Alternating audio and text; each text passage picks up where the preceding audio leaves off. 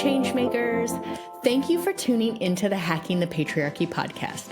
I'm your fervent feminist host, Raven O'Neill, and I get the honors of sitting down weekly with diverse experts from all walks of life to explore ideas, opportunities, and strategies that we can all use to hack our way to better lives within patriarchal societies. If you're ready to hack patriarchal systems and structures, I invite you to join us and help move the needle. In today's episode, I have the honor of sitting down with Emily Bronaugh, a mom, CEO of Worth of Work, and a force reshaping how we work. After years as a military spouse, juggling parenthood alone, facing workplace sexism, and hitting a breaking point during COVID, she refused to accept that work must crush our worth. Now, as the boss maker, she's flipping the script, helping people build careers they love without sacrificing their lives. Emily's mission to fix work from the ground up is exactly what we need right now. Let's all give Emily the warmest welcome. Hello, Emily. Welcome to the show. Thank you for joining me today. I'm excited to have this conversation. Today, we are going to be talking about the pandemic, how that affects leadership, how that affected anxiety, and kind of how we show up in the world as leaders. I think a great starting place for this conversation is to look a little bit at your background. Thank you for having me on. I'm so excited because the conversations and the questions that you asked me ahead of time are really, really great. So I'm excited to talk about leadership from this lens. But my background is that during the pandemic, my husband was deploying. He's in the Air Force and he was deploying a lot. And I had an infant and a 2-year-old at the time. So everyone knows how crazy that experience could be. I was working full-time. I've always been very ambitious. I've always wanted to have a full-time career. And I had multiple experiences where I just felt that I couldn't be a good mother, especially particularly while my husband was gone, and also be the kind of employee that I wanted to be. Those two things felt at odds. And so I spent a lot of time getting a life coaching certification and just really learning about online business and how I might be able to kind of find my place. And through different masterminds and courses and building a community with other online entrepreneurs, I was also noticing this frustration and kind of just a gap in people knowing that they had this business that they were passionate about. They wanted to scale it. They wanted to make as much impact as possible. But the advice was, okay, now go hire. Immediately go hire somebody. And everybody was like, I don't know how to do that. What do you mean? So I found this kind of synergy between needing to learn the logistics of how to hire and then also teach entrepreneurs how to create a workplace where people wanted to show up to. So that's how Worth of Work was born. So essentially I help moms and female online business owners gain the confidence and time to hire for their business so they can actually create that more fulfilling lifestyle and the time freedom that we all crave. So yeah, that's me. Great. It's funny when you had come to me about the potential of coming on the show, looking at the pandemic and how it shifted everything for everyone. I mean, we've had the conversation about being mothers. I mean, that shifted. My kids were at home. But as it relates to women in business, it has Zoom. Everyone moved to Zoom, and all of a sudden we're all connected. And I do feel like there was a balance of good and bad in that, on the one hand, I felt like you could work around a schedule that fit because technology had allowed for it. But that technology has also stuck around and kept us on a ton more. We're online, we're readily available all the time. And although the pandemic is over, some of that has stayed around. And that, I'm sure that there are studies, and I don't actually have the research, in regards to tech and the availability of being available on tech and the anxiety level that creates. What have you seen? And as in your line of business, how might you coach for that? Yeah, that's such a good question. I have seen a lot of entrepreneurs specifically doing their best to find a balance of flexibility, and especially when they're hiring a new team member, for example, advertising basically like we have a remote work environment, you can work what hours work for you, and then the practicality of that is very difficult, and the logistics behind having multiple people in different time zones, team members not maybe needing to be trained on different technologies, that sort of thing becomes a logistical, just that creates anxiety for the entrepreneur. And then there is, I think that we don't have a lot of good education around what boundary setting in a remote work environment looks like as far as being a team member is concerned. I know for me, for example, Slack is something that employers have been like, oh, I have Slack where I download that on my phone. So it doesn't matter if I'm like standing in line at the grocery store, if you need me, like you can get a hold of me. And so there's a lot of boundary setting that has to happen where personally, I don't have Slack on my phone. I do not have work on my phone, period, except Instagram. But that I put a lot of intentionality around not being on too much. But I think that it really is so much anxiety inducing because we're trying to find the balance between all of this creativity and the potential with collaborating and the new tech that's always coming out with needing to turn our brains off. And so whether it's the employer educating their team or being an example of what setting boundaries and turning off looks like, or just us as team members understanding what we need to do on a personal level to turn off. I think that there's so much information and so much we can be learning and doing that it's very difficult to. The self-control around all of this, I think, is the crux of like the anxiety, at least that I see. I don't have Slack on my phone either, but I am available to my own, this is my own fault, on email all the time. Like I check my email at all times of day. I respond to emails at all times. I'm trying actually to not respond to any emails before 8 a.m. or after like 6 p.m. maybe, because it sets the example. And I don't want to set the example like, hey, I'm going to email you at midnight and please respond right away.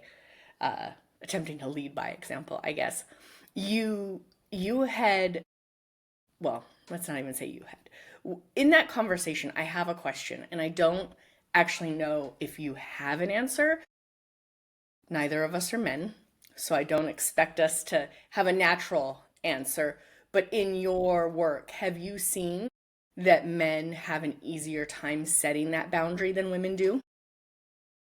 That is so interesting. I think that they're worse. I actually think that they're worse. And okay, here's the differentiator, at least from my observation. And my husband is like my primary example, but he will respond to work messages. They use WhatsApp. He will respond to work messages until the minute he's asleep. And the difference is that he does not have anxiety about his work messages. Whereas me, before I set those boundaries, the potential of my boss messaging me over Slack after the hours I said I would be online and available would prevent me from going to sleep.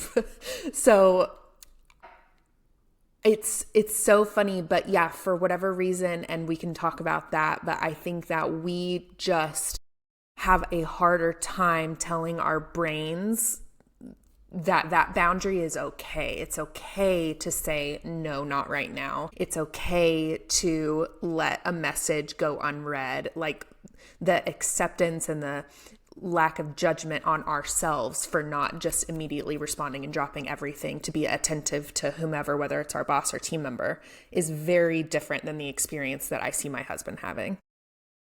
Oh, that's such a good point. I didn't think about it, but as you were saying it, absolutely do I think. And maybe that's where it like came in for me back in my corporate days. Maybe it was that the men didn't. I don't actually know. I should dig into that. But what I do also see, and I want to dig into a little bit, is do you think that maybe the reason we have more anxiety around it then is also because we're doing more of the emotional labor and more of the household. So we actually might not have more on our business plate, but in general, we have more on our plate. Yeah, for sure. I think that anxiety really comes down to when we're kids, girls specific, especially our age, like millennials and older, just because that's my experience. I'm not really sure how the Gen Z or Gen Alpha experience, but for us, like I was told to dress a certain way so that boys didn't get distracted. I was told not to be too loud because that was ladylike. I was told not to be assertive because that would be considered bitchy. I was told not to get angry because that would be inappropriate. So we are taught as little girls that every single move we make and every word that comes out of our mouths is impacting how other people are going to feel and react. And so I think we are just trained to be responsible for everybody else's emotions and behavior. So God forbid we let a message go unread at 6 p.m. at night after we said we were going to be done working at 3 p.m. and then that other person gets mad at us. That's our fault because we didn't take initiative or because we weren't aware, like whatever. And then I also think that whether we like it or not, biologically, we are just, especially as moms, wired to see every single potential outcome of every single move people make. So I'm thinking of like when my son steps off the curb into the street to go get his basketball, I see 50 different scenarios flash in my head of like how we could end up in the hospital, what kind of conversation I need to have with him afterwards, all of those things. Whereas biologically, I believe that men are just not wired that way and not for better or for worse. Like, we have that instinct. So we're just constantly taking in all of that data about how could someone think if I do this or if I don't do this, or what if I put my phone down, what if I go on a walk, and then that's when they text me, like, all of those things. I think that we're wired that way, and then we're trained that way. I freaking love that. I have always said that men don't multitask as well as women, but part of that is actually maybe not the actual multitasking. It is all the things that we are thinking ahead of. It might not be actually the doing, which, I mean, we do a lot more, I feel. But I didn't even think about the thinking. Like, I just honestly assume that men think as much as we do in regards to that. But you're right. It absolutely could be that they're not like thinking the 52 things that could happen. They're thinking one or two things that could happen. Oh, I love that. There's like a funny, it's not a stat, but it's just like a theory that went around TikTok, I think a few months ago. But it is the idea that, again, biologically speaking, it's possible that women are actually better built just naturally to be leaders than men are, because we're extremely good at seeing the big picture. We're really good about seeing how all of these different minute pieces all fit together to create an experience. Like if you have multiple kids, how their schedule impacts their schedule and how this all fits together as a family. Whereas men are really, really great doers. They're really great. Like, I see a problem, I'm going to fix that problem.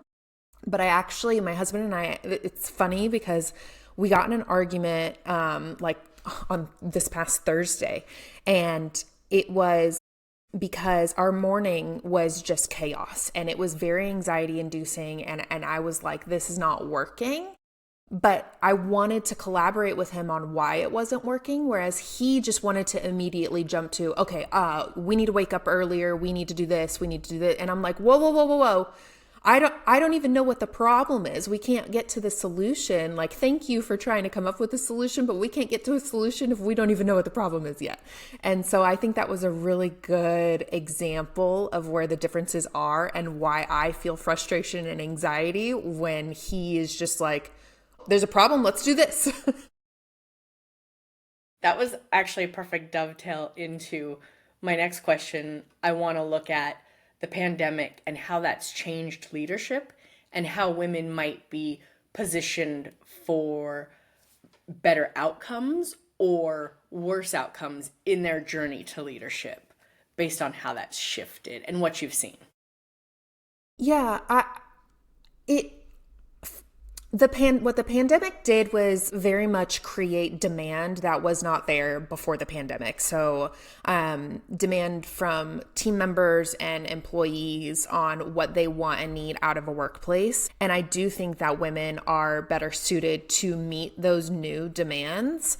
I think that where we are really struggling right now is the transition from, the way I describe it is like that very 80s masculine women in the workplace around the 80s and 90s were really trying to just become more masculine in order to rise up in the workplace. Whereas now, that old system is not working for us anymore. And we need to come into a new system where femininity is appreciated for being femininity, not a feminine woman trying to be a more masculine version of herself. And that conflict and that tension and the education gap around how to get from there to there is really what I see the biggest issue being, because the example as female online business owners is kind of the perspective that I come from. The only examples that we have are that old way of doing things, but we have to create and we want to create, and there's so many coaches and consultants who are advocating for, more space, more flow, more intuition, but the logistics of, okay, how do we hold meetings if we're all being in flow together? How do we reach our goals if we are trying to lead by intuition first, right? All of those things are huge questions that I don't hear a lot of people answering. So another example is a corporation like Apple or Google or whomever is able to hire multi-million-dollar consultants to come in and train their team and train leadership on how to evolve and how to change with AI and with all of the demands of the workforce. But as the small business owners, we don't have millions of dollars to hire consultants. And so there is this education gap that if we can fill that, if we can provide some more robust information, then I think that women we're going to be on the up and up, and we're going to be so powerful and really able to create the change that we've been longing for so long. Oh, this is the good stuff. Like, this is the stuff I want to dig into. You did mention big corporations, and I do wonder, even if they hire these people to come in, and I don't actually know the stats off the top of my head, how many executive roles belong to women at Google or at Apple. But I wonder if you spend all this money to bring someone in to teach you how to be in flow and how to lead with intuition, if there aren't enough women in the room, how it actually sticks. No, I don't. I don't think so. I don't think there's enough. And I also think that, the Sheryl Sandberg kind of way of doing it, where it's like pull yourself up by your bootstraps and join the team, the male-dominated team is still kind of the going in attitude. My family actually, they're in the tech industry in Silicon Valley, and so I have a pretty good insight into what their day-to-day looks like and kind of how they hold meetings and what their hours, just that kind of thing. And in my opinion, it's not progressing the way that I would hope it would. I started Worth of Work because I fully believe that it's people like us, people listening to this episode, that are going to be the ones that shift the workplace culture just in general, particularly in America. And I think that we have to be, because I don't think we can expect people who don't have that experience or who are not in the day-to-day nitty-gritty of what it is to be on Upwork, looking for jobs, talking one-on-one with our virtual assistants, all of those things. We can't expect those people to understand our perspective. And so I think it's going to be on us to learn how to do this differently and make mistakes, trial and error, but really get to a place where there is frameworks around how to do this better than we've been doing it. I don't know if that answered your question. It did. It did because it gave me insight. But I'm going to ask the harder question. How do we get there? And I don't expect you to have the answer because I don't even have nobody has the answer. We're all just kind of trying to figure it out. But if you were taking a guess, how do we get there? I mean, I look at it as those, let's take an example of those corporations. They're not changing enough for it to follow, like to flow into that and to change overall. And those of us working in small business, working as solopreneurs, we are attempting to change it as we build, but we still don't have the sway that they do. Not individually, but small businesses, at least in the US, are almost 50% of employers. We together make up just as much employee-employer like relationship influence as large corporations in our country do. And so that's why I feel so passionate that if we can create enough space in our own businesses, and I know that that's a lot to ask because we're doing 1,000,005 things already, and then adding leadership, hiring practices, all of those things on top of it is extremely overwhelming, and I totally get it. If we can take it seriously though and understand the potential impact that it has to create on people's lives, on, as cheesy as it sounds, on society, on the expectations that we all have of each other and what it means to be in community through a business, through a team, we can have that kind of influence. That gives me a great amount of hope. So that's why I'm so passionate about getting on these podcasts and talking about this kind of thing, is because the more individuals that I can reach, the more small businesses, whether you're like an Etsy creator or a course creator online, whatever it is, then the more impact we can all have as a collective. And the other thing I want to say is that the generations behind us, the Gen Z and Gen Alpha, they are also demanding these changes as well. So the faster we can kind of get on board with learning how to implement positive workplace culture, basically, the more prepared and ready we're going to be for those people to start joining our teams, because there's this narrative that Gen Z are lazy and we don't know what Gen Alpha is going to be like. We're terrified of Gen Alpha coming into the workforce. And I don't agree with that at all. I think that Gen Z are incredible because they know their value, they know their worth, and they know what they're willing to put up with and what they're not. And I think the people that have a problem with that are the ones that are going to be struggling in the future. So if we can acknowledge them, hear them, really learn how to lead well and hire well, then we're going to be so set up for success in a way that I don't think large corporations are going to be able to. Yeah. I actually just wrote about this in one of my newsletters last week, that Gen Z is not having any of it. They're like, I want higher pay. I want work-life balance. I'm not taking any of this crap.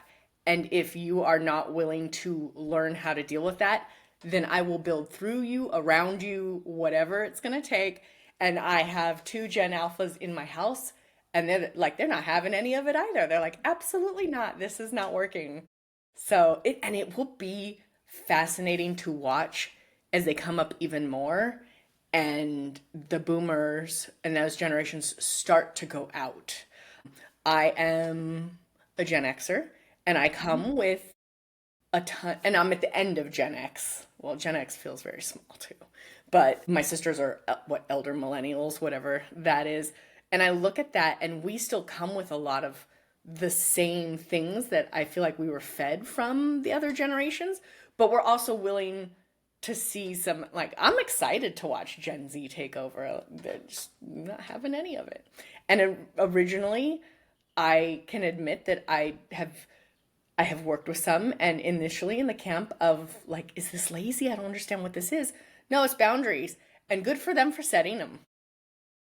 It's so funny. No, I agree. And of course, like I just turned 30, so I have very recently been the person who's like, asking questions like, I don't understand why we're doing this before I get the history of things. I have been called argumentative, shocking probably, to no one. So I've been there and I get it. So I understand there's always, I'm not saying that there's not room for the younger generation to learn from the older generations or for mentorship, but I don't think that there has been mentorship. I think that we have, until very recently and through conversations like this, we haven't known what else to do. So Gen X, millennials, we've kind of been perpetuating this cycle of leadership that we've not really liked because we just have no other frame of how else to do it. We don't know. So those cycles keep getting perpetuated. And I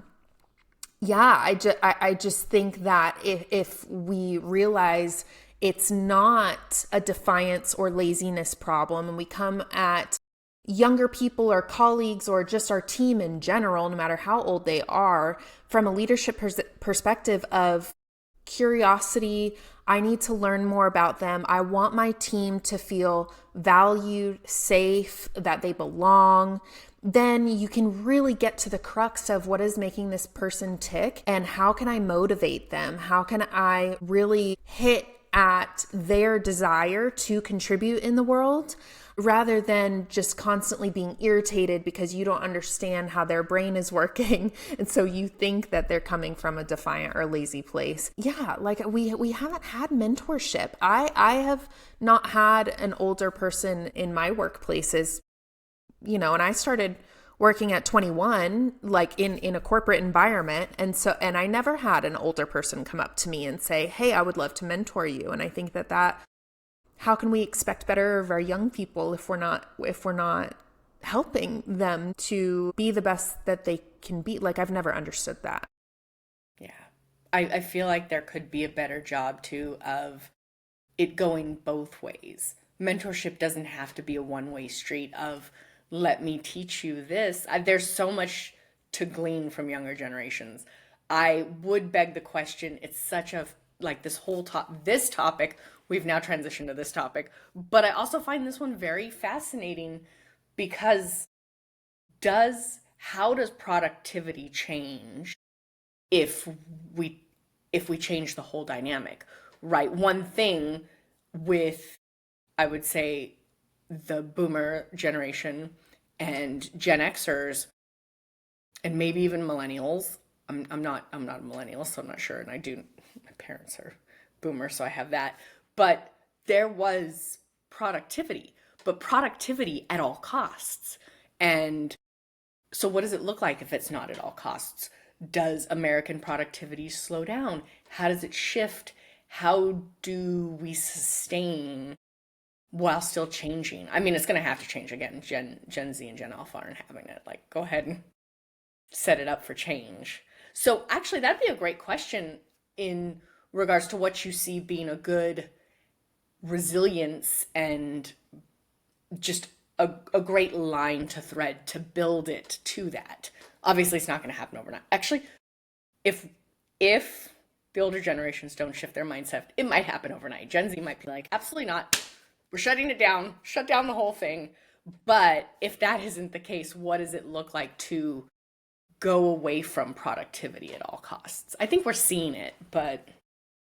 Yeah, we definitely are. And again, are we going to be ahead of the curve or behind the curve? And the one thing I really, really want to point out is that in the Industrial Revolution, whenever productivity became the end all be all, that was the metric all of a sudden. It was not are people getting fed. It was how much can we feed people? Oh, my competition is feeding them more than I'm able to feed them. So productivity has constantly been increasing since then, since the Industrial Revolution. Originally, the idea was that worker either compensation or the standard of living would increase with that productivity increase. And for a little bit it did. So we saw the emergence of the middle class. We saw wages increasing. We saw over the late 1800s and the early 1900s, the work quality was better. So we had a lot of workers' rights, a lot of unions. We created the 5-day work week, all of those sorts of things. Since then, however, the ratio of productivity to pay has not increased at the same rate. The increase of productivity to standard of living has not increased. So, for example, it would be easier in the Great Depression to buy a home than it would right now because we have not seen the benefits from the increase in productivity that we basically were promised, or like what economics told us we would.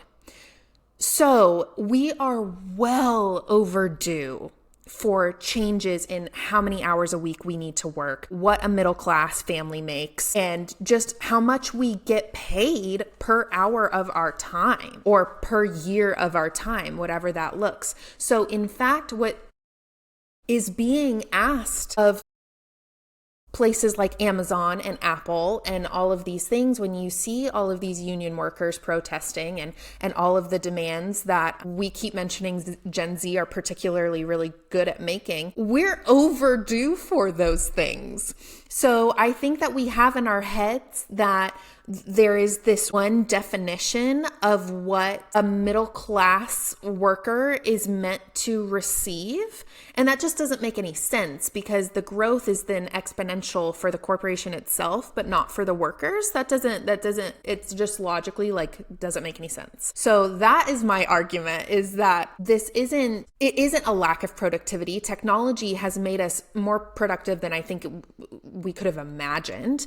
And AI is going to continue to make an hour of our time worth so much more than it was even 5 years ago. So I don't think productivity is the issue. And I think that that's actually a distraction. And that argument is like anybody who advocates against like the 4-day work week, for example, or instead of a 9 to 5, maybe like a 9 to 3, like whatever the argument is, or whatever the person is saying that they want. The lack of productivity is kind of a distracting argument. Also, I will say Iceland implemented a 4-day work week nationwide, and they have had an increase in productivity. So there's that.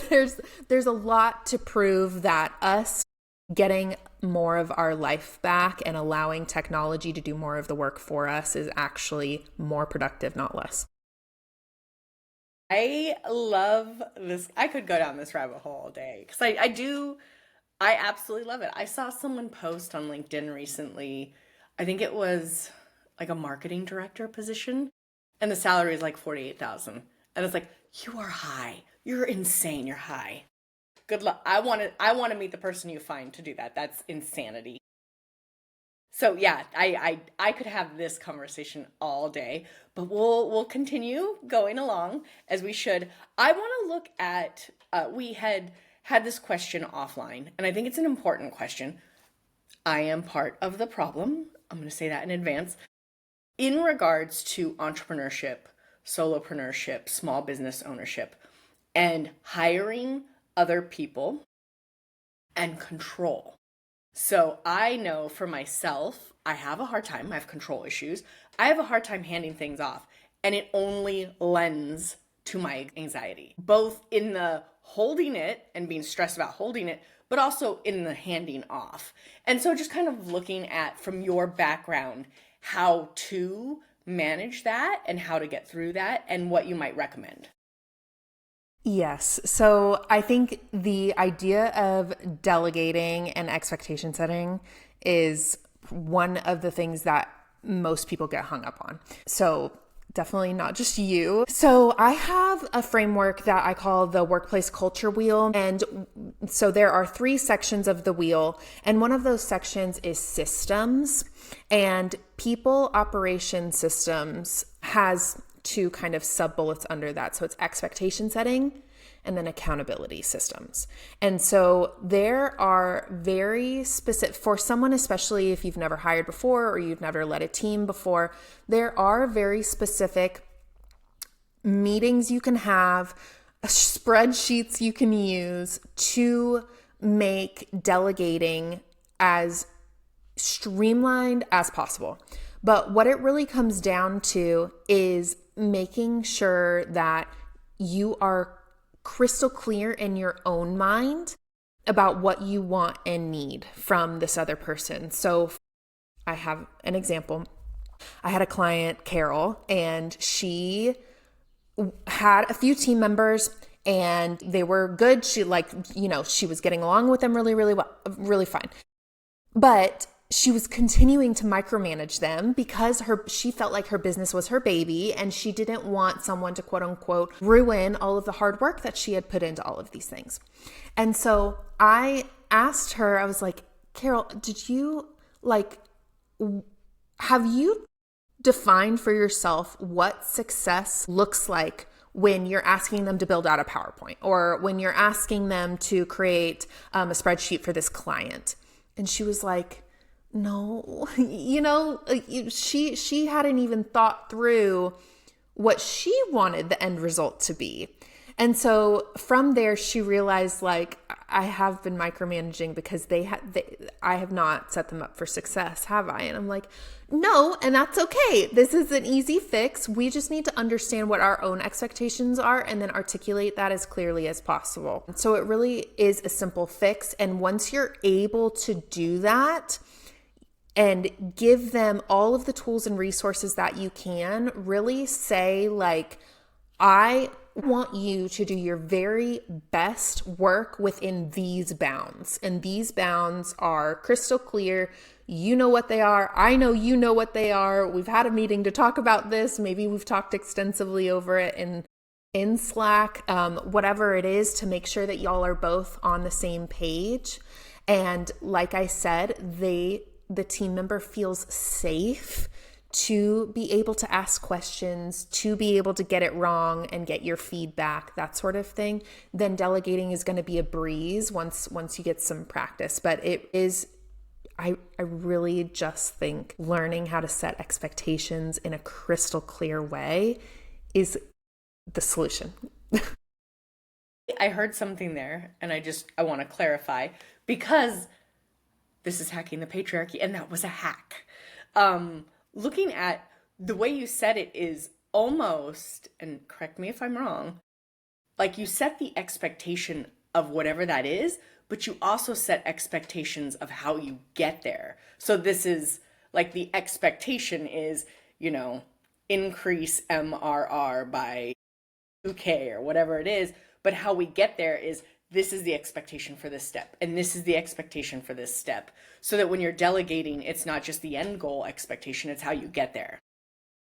Yeah, absolutely. So if it's like a brand, like you hire, a lot of people's first hire is going to be a social media manager or someone to help with their social. So provide them a brand asset guide, basically. So whether it's a brand asset guide, it's images that you have pre-approved, it's the fonts, it's standard operating procedures that you've written ahead of time, it's Loom videos on how you want things done. So whatever it is to give a sense of the quality you're looking for or the step-by-step process you're looking for, exactly. We need to know what I want the outcome to be and how I expect you to get there. But within that is then, okay, I have articulated this as clearly as humanly possible. That's all I want to do. Not even that's all I can do, because you as the CEO or founder of your business, it is not fun to be in the nitty-gritty weeds of someone else's job that you've hired them to do. The whole point of hiring someone, I say, is because you are asking for help. There is something that you do not like doing, you are not good at doing, or it is too expensive for you to do. And so when you're going into Upwork and hiring somebody, for example, what you should be saying is not, I'm the boss. I know exactly how to do everything. I need somebody that I can tell step by step how to do everything that I'm hiring them for. No, you are hiring them because you need help, and humbly posting the job description saying, I need to find somebody who can do this better than I can, who can do it more efficiently, more creatively than I can. Then if you come at it from that attitude, you're able to say, like, I've given them the bounds and I am so excited to see what they come up with within those bounds. I'm so excited for them to feel fulfilled in having a part in getting us closer to our mission. Like, I think that a lot of delegating and a lot of expectation setting is also the mindset that we show up with, and not being, I'm the boss and I know everything, but I am the leader of this creative journey that I need other people to support me in, so that we can get there together. It's much more collaborative and like, I don't know another word other than like humble is the thing that just keeps coming to mind than I think we are used to. Appreciate that. I needed to hear that. And that was great. And I love that you pointed out, and I don't remember the word you used now, so everyone go back and listen to it, but it is like afford to was whatever the word was, because usually you hire because you're spending your well, I'm sure you hire for a million reasons, but one of the reasons I advise people to hire is because if you're spending 8 hours doing that thing at whatever cost, and you could be out making double that doing what you do best, then you've put money on you've left money on the table, and someone else could be doing it. Yeah, 100%. And how amazing would it be to leave that thing up to them and then come back, see what they've done, and you are happily surprised at how creative they were or how great of a job they did in a way that maybe is completely different than how you would have done it, but thank God it's different than the way you would have done it, right? That's the feeling that I think practicing is so, so, so important. And I do think that you have to practice that, and it is trust, like practicing the trust before maybe you've seen the end result is incredibly important, because the quality of work and the confidence that your team member is going to have if you show up trusting them from the minute you hire them, rather than putting the expectation that they have to prove themselves to you from day one, it's just, I keep coming back to Brené Brown always talks about making your team feel like they belong and that they're safe and that sort of thing. And I think that that's key to it. So you just gave us 2 hacks, and wrapping up the show, I love to offer up 3 hacks. I would love if you have 3 more hacks to share with our audience. Oh my gosh. Yes. Okay. So, let me pull my thoughts together really, really quickly, because I love this question. One is I kind of alluded to this earlier, but one is to start creating space.